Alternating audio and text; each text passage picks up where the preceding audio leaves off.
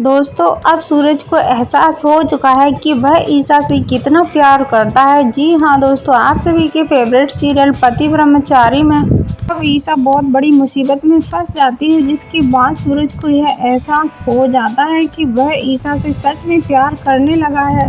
Divorce के बाद सबसे इमोशनल सीन तब आता है जब सूरज ईसा से माफ़ी मांगता है और कहता है कि ईसा प्लीज़ मुझे डिवोर्स मत दो और मैं तुम्हारे बिना अब नहीं रह सकता, क्योंकि मैं तुमसे प्यार करने लगा हूँ।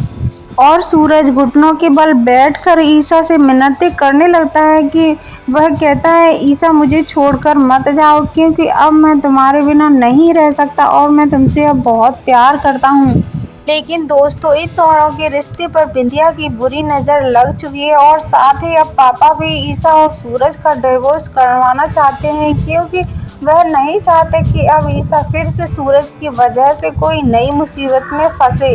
राजकुमारियों की तरह रहने वाली ईसा, जिसने हमेशा नौकरों से भरी हुई जिंदगी देखी थी और आज उसे घर का सारा काम करना पड़ रहा है और नौकरों की तरह उसे यहाँ पर सब कुछ वह करना पड़ रहा है जो एक लड़की ससुराल में करती है। लेकिन उसके बाद भी सूरज और ताई ईसा का साथ नहीं देते हैं, बल्कि उसको हमेशा अपना दुश्मन मानते हैं। लेकिन फिर भी इसके बाद ईसा अपने ससुराल और पति के लिए सब कुछ न्यौछावर कर देती है, जिसके बाद भी ईसा को तिरस्कार और अपमान के सिवा कुछ भी नहीं मिलता है। दोनों साइन तो कर देते हैं, लेकिन हकीकत ये है कि दोनों बिल्कुल भी नहीं चाहते कि वह एक दूसरे को डिवोर्स दें।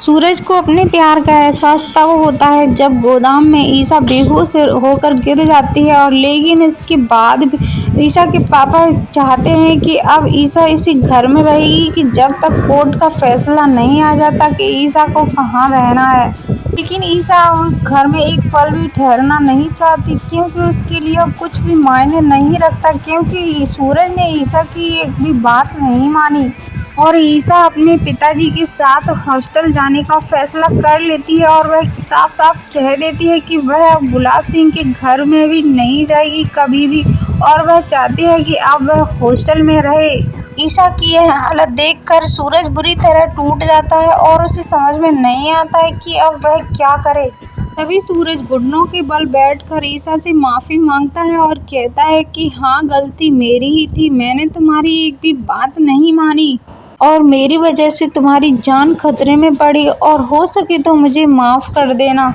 ये सब देखकर बिंदिया के होश उड़ जाते हैं और वह ताई जी को भड़काने लगती है कि सूरज आखिर ऐसा क्यों कर रहा है और वह ईसा के सामने घुटनों पर बैठकर उससे हाथ जोड़कर माफ़ी क्यों मांग रहा है। लेकिन सच तो ये है कि ईसा सूरज से दूर होना नहीं चाहती और वह चाहती है कि वह इस घर से दूर हो जाएगी, ताकि सूरज को और ताई को यह एहसास हो कि उसकी अहमियत कितनी है। तो दोस्तों बड़ा सवाल ये है कि सूरज की इतनी मिन्नतों को देखकर और उसकी माफ़ी को देखकर क्या ईसा सच में सूरज के पास रुक जाएगी या फिर उसको हमेशा हमेशा के लिए छोड़कर उस घर से चली जाएगी। दोस्तों ऐसे ही वीडियोस देखने के लिए हमारे चैनल को सब्सक्राइब करना मत भूलिए, और अगर आप ईसा को सपोर्ट करना चाहते हैं तो कमेंट बॉक्स में लाल दिल लिखकर जरूर भेजिए और वीडियो को लाइक करना मत भूलिए।